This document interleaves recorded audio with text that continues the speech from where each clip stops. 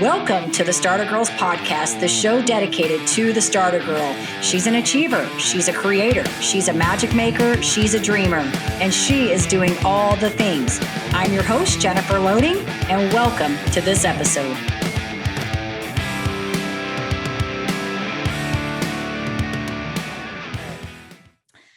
All right. Hello. Welcome. Jennifer Loading here. We are going to be talking about 3 ways basically to improve your well-being. And I'm super excited. We have the fabulous Roya Mattis on here. Excited to have her on here. She is a transformational intuitive coach with a foundation in helping women up their physical energy, harness their feminine energy, and improve their relationships.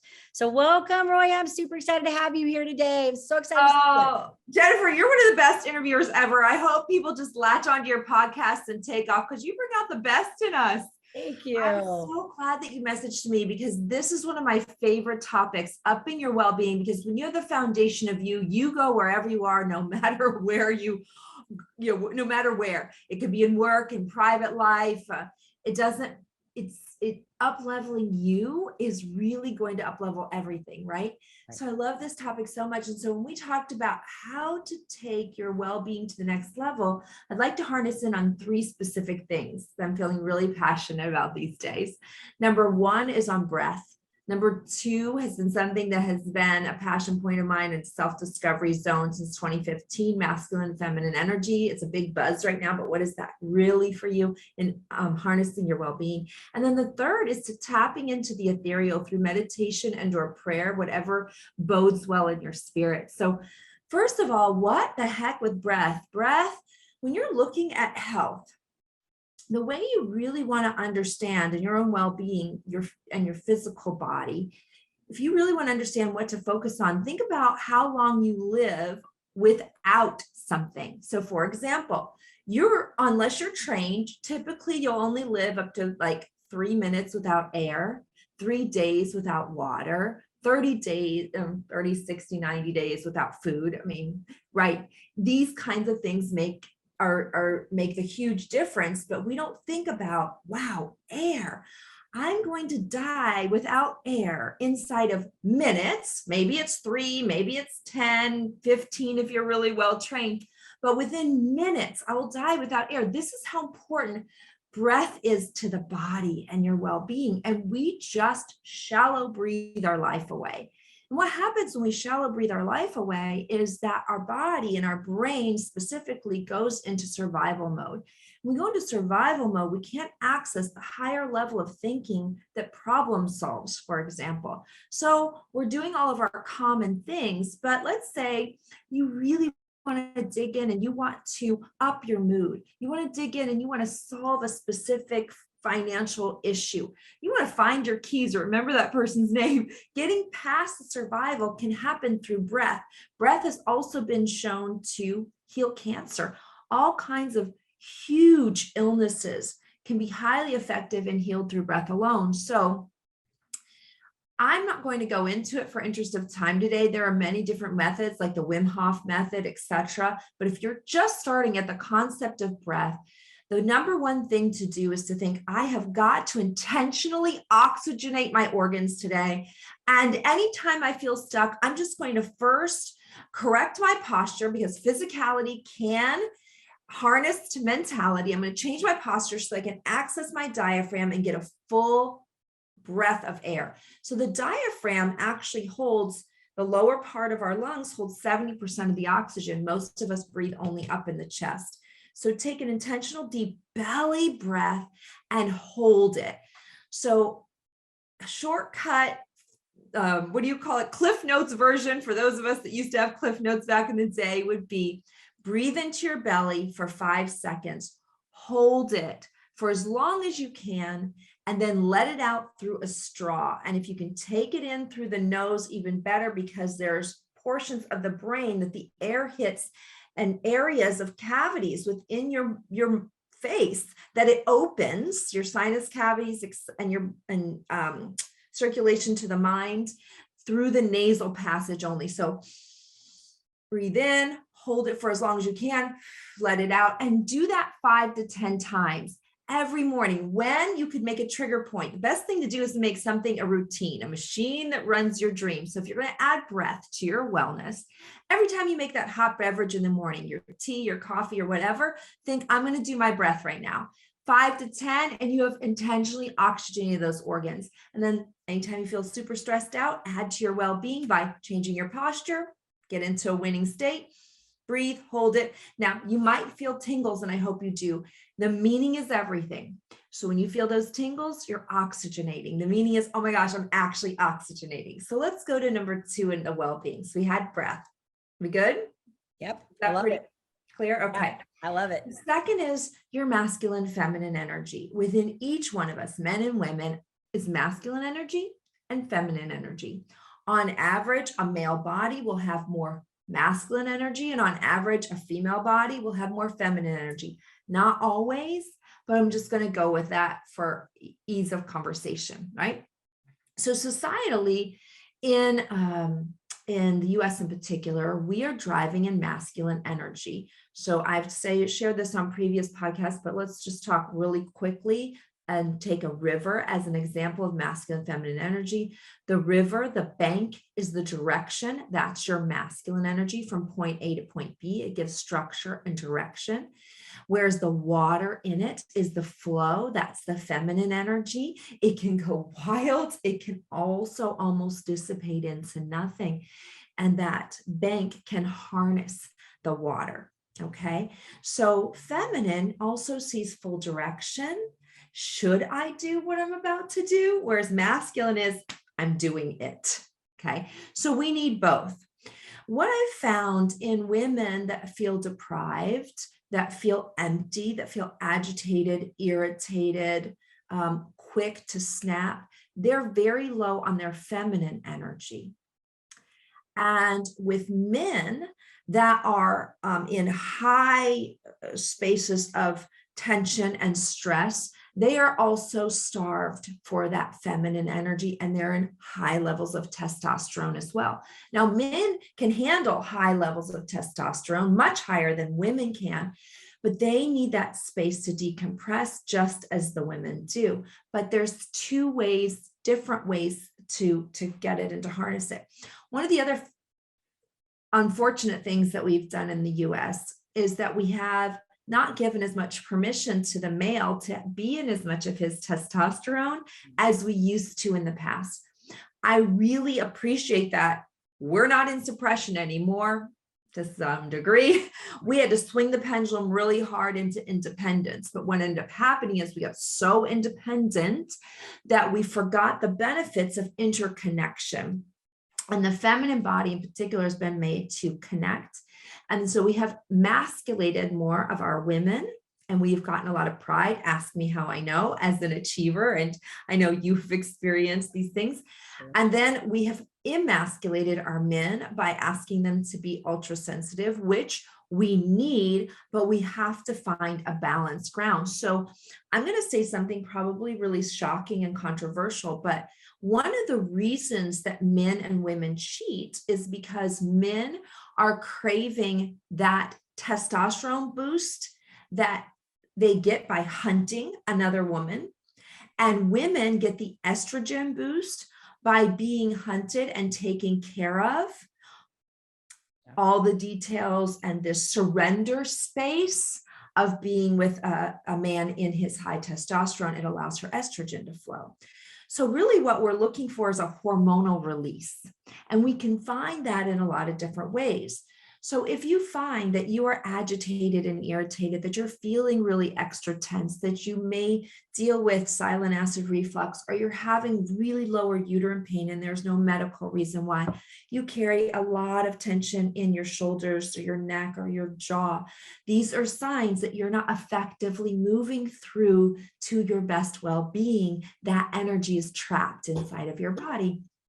So as a masculine body, you have to go and intentionally ask the testosterone to come by doing the things that are stereotypically male. Aggressive sports helps, just even watching it, going to do something athletic, doing something hard that challenges you. It could even be a difficult thing like, It doesn't have to even be a masculine sport. It could be like, oh my gosh, I don't know how to write poetry, and I'm going to go and force myself to write poetry and speak it in front of people. Something that challenges, brings the testosterone up. And going and being with men, just like full out hanging out with dudes and no other women, to talk the way guys talk, to razz each other, and all of that brings up testosterone. Another thing that causes long-term discontent is we crave partnership, we need partnership, but when we're in long-term partnership and we give up those spaces of separation to raise our testosterone, like men also need a lot more downtime to rejuvenate and rebuild the testosterone more than the feminine does. When we stop doing that, this disconnect begins to happen. He is fighting for his testosterone. That's why he wants separation. The feminine is fighting for this estrogen release, right? So how do you get that? As a woman, you go and you commune with other women. As an open woman, unless you're guarded or wounded, which you want to get work and help on professionally, your heartbeat is actually going to sync with the other women you're around. That's why our periods start to sync up with the women that we're closest to. Women are built to commune. The other thing is you want to build in things that allow you to feel free with no agenda. That's why women like to say, oh, I love to take a bath by candlelight. That just allows you to decompress, but that's not it alone. Like, we have been built this bill of goods that doing our nails and putting our makeup on is feminine. Well, unless you channel the energy while you're doing it, like you're really enjoying putting the cream on your face and not just putting the cream on your face, it doesn't bring out the feminine part of you. So what if you, when you drew that bath, you got out and you intentionally spend time feeling the oil that you might put all over your skin, putting on some kind of lingerie just for yourself. Doesn't matter if you're with anyone or not, that feels good against your skin, taking intentional breath in nature, putting your feet, this grounding brings out the feminine energy as well. That helps to balance more both men and women. Another thing for feminine is, I want to point out, is that like single women and single moms can bring up a lot of testosterone because we're by ourselves.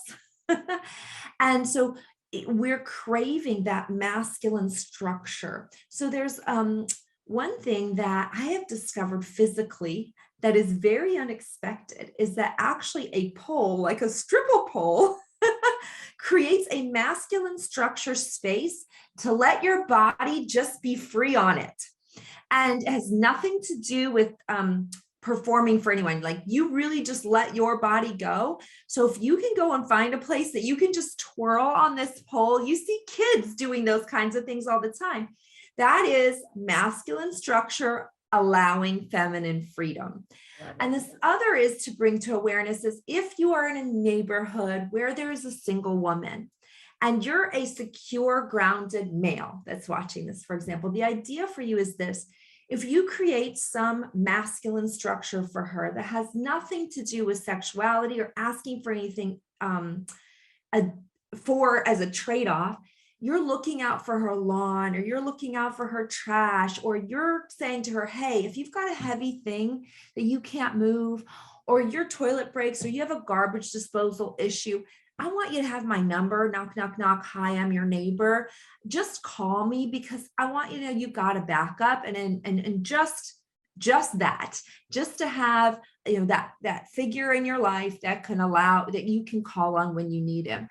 So, and then when you go and you serve her in that way, you're doing it. And guess what? You're boosting your testosterone, because masculine testosterone serves. So now that secure masculine is rising up in you as a male. And then when the female allows it to happen and she receives, her estrogen goes up, because she's received that care and that structure that's been given, that protection. The number one need in a woman is to feel safe. So that protection. And then in this particular dynamic I'm describing, he does nothing but stays friendly, formal. Hey, I'm so glad I was able to help you, and exit. That's how both of you are going to get this estrogen and testosterone boost, with or without a partner, in a very loving, kind, humane way. Yeah. So those are a few tips to tip that. So we Yeah, did deeper in our course, sure. becoming an energy magnet, right? And so in Sheena's, and then we talk about it in our private Facebook group called Sheena's Tribe. That one is for females only, but this is a really critical root cause. So for health and well-being, if you're overlooking, really diving into the energy of masculine, feminine, estrogen, and testosterone, you keep treating the leaves, but the leaves keep rotting because you got to get to the root and nourish it. And the final piece I want to talk about well-being today is in prayer or meditation. If you are a prayer, this is a similar thing as meditation is. And the reason I bring it up is because there's a craving in my own soul that happened just this past year, as a matter of fact. I had gone into layers and wasn't a meditator, just gone into layers of tapping in and going to source, to God. That's what prayer is. But I want to just point out what I'm about to share with you is not in a desperate act of asking. It's in a connection space of being and allowing and hearing. So often when we formally go to prayer, we say certain mantras and words, which are phenomenal. And we can be accidentally taught to say, please bring me blah, blah, blah, blah. And you're doing that with this desperate energy, and you're doing that without surrender. Now we are in the free will zone. So what you feel and you ask for, what you speak and you feel. So the speak is the ask, the energy going out, the magnetism going out, and the feeling is the magnetism of bringing it back to you. Energy is everything and everywhere. And it works with this kind of vibration. So vibration in spoken word, or specific thought, that's still a vibration. And then the feeling magnetizes it back. Well, when we go into the please bring me, the feeling part is the part we forgot. And we're just pushing it out, but we're not bringing it back. And we're wondering why. I have been praying for this forever, and I'm still feeling anxious about it, and I'm still not getting it. I'm starting to lose hope, right? We don't always get everything we want, but we have to know how to go into this space. So in this space, it's a space of ask with surrender, knowing without knowing how, and then letting it to the higher mind, the greater good and the good of all. And I experienced for the first time what surrender meant with being an action-oriented person. So I want to start with that, and I'm going to give 3 different options for this kind of meditation. So really quickly, I went into looking for a home space just this spring. And I mean, I decided I'm going to buy. I just want to buy. I want to get out of this rental market. There's no inventory really in this season. But all of the, the rental prices are going up really high, but also the interest rates are high. And I don't know if I'm going to dump my money. I'm just going to dump it in something that I own.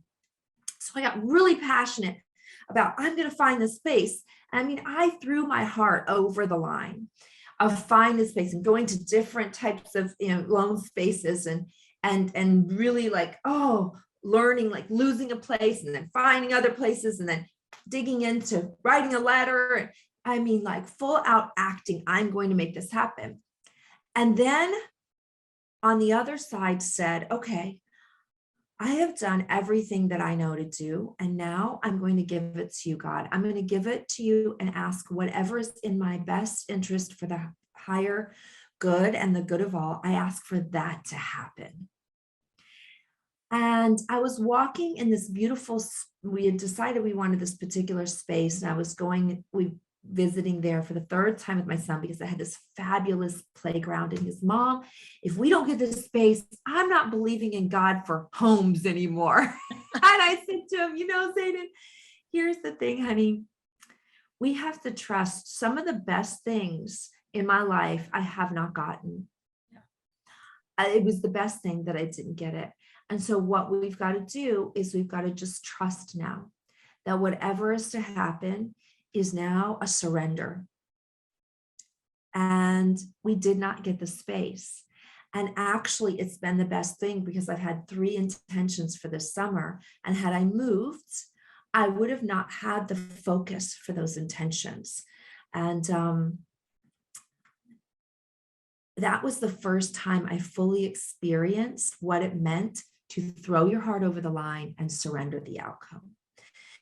And that could only have happened by going through the process of what I'm going to share with you now. So when I very first started to really try meditation, I went with the Tony Robbins priming because I was a plat partner with Tony. I went to 600 hours in 1 year, and he introduced priming. You can look it up on YouTube, Priming Tony Robbins. And he does a guided 15, 18-minute meditation that takes you through gratitude, love in your heart. You always have to start with love and gratitude. That is the greatest magnetizing emotion to any of your heart's desires. So he takes you through that, and then he takes you to asking, and then putting it back out in love into the universe. So that is one way, for a structured way, to begin to effectively pray / meditate. And I highly recommend trying that. The second is I went to transcendental meditation classes with my kids. Actually, they have one for children, and they have this great method where, with this great practice program where you pay according to your income. So it can be affordable for anyone to go through those classes. So that is a practice of basically mind clearing. And it has a huge report card of people that have done this. Oprah and all the great names that you might know have been transcendental meditation learners. It's a practice of settling your mind and going and connecting with source and God, or getting into this alpha and theta and beta brain waves that create answers that you can't figure out in your conscious mind. Now, I will admit that TM was not a connection for me. I tried it, and I felt like I wasn't as deeply connecting with source when I was clearing my mind as I was when I was priming and intentionally going there, or when I had a certain song that took me there. So also, another last tip for this portion is, if you play the same music over and over again, it can become like Pavlov's dog, where it triggers your breath goes a certain way, the sound is a certain way, you're enhancing your senses, and you're putting yourself into the ethereal. So the final was in December. I had been wanting to go to Joe Dispenza, and you can learn about him by watching the movie called Healed on Netflix. And he is known for refusing his own spinal cord that was severed. He was never supposed to walk. He was supposed to be in a complete electronic wheelchair, all right? And he laid in bed and refused it with his mind. So he's a scientist, and he wanted to dig into the science of how all these things work. And that's what he does, is he teaches by science and calls it energy. And you can call it God, you can call it higher intelligence, you can call it energy source. Quantum physics is a part of how we're discovering the other side as well. So he tells you the science behind meditation. So I spent a week in Cancun, and I learned about the science of it and then the practice of it. And as I've gone into this space now, I couldn't meditate more than 5 to 15 minutes.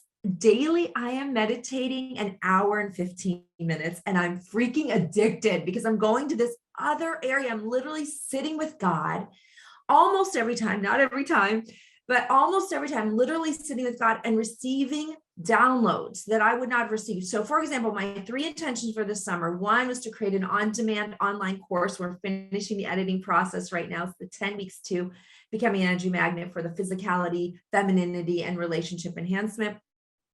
The second was to write a book. Now, this book was a download a year ago that I had been disobedient about.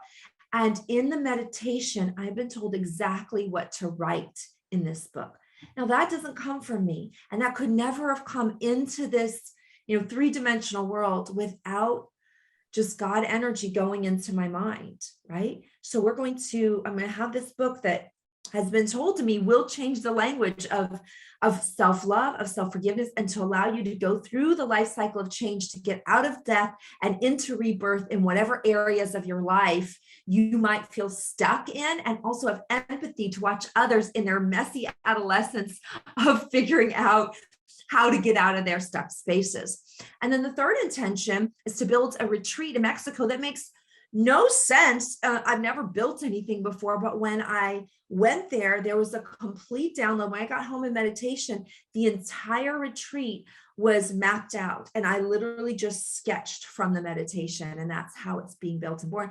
And I called the head of the Mayan group there, and I told him, and he said to me, yes, I know, I felt your heart. I know you've got this queen energy, and the Mayan people will build this space that's going to be blessed with love. It's going to be blessed with this high vibrational energy near Tulum. And I'm going there in August. And that's because of this part of the well-being, of the stop the pushing and begin more allowing. That is literally a practice that you will harness in and up-level your certainty, up-level your calm, up-level your ideas, and up-level your connection to God and your connection to others. Love it. Oh my gosh, Roya, that was amazing. All of it. Amazing. Amazing. Thank you for sharing all of that. So good. I wanted to say something to you because I thought this was kind of fun. I did transcendental meditation with my daughter as well when we were going through some stuff. And it was funny because we took it at the time that I was kind of going through my whole health crisis. It was like right in the middle of that, but then she was also going through some things too. And so we did it together. And at that time I did it because I wanted her to go through, and I thought, well, maybe this will help her. And it's so funny because I laugh about it when it's like, once you learn transcendental, you just like kind of know how to do it. Like, you know what it is. Right. Yeah. But I remember when I would do it, I was in so much physical pain at the time that every time I would sit down to do it, I would fall asleep. Like I would get so in that I would just zonk out.